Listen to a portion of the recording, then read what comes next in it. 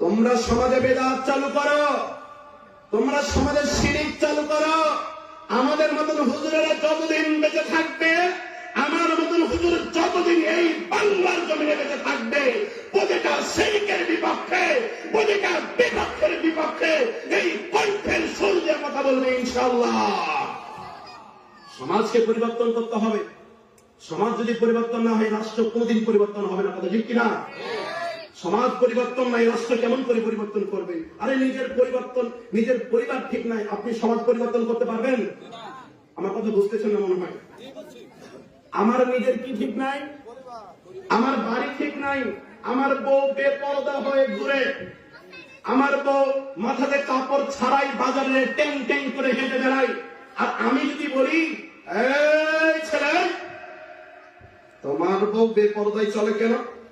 যেই বলতেছে কথা, তারই বউ বেপরদাতে চলে, তার কথা কি গ্রহণযোগ্য হবে?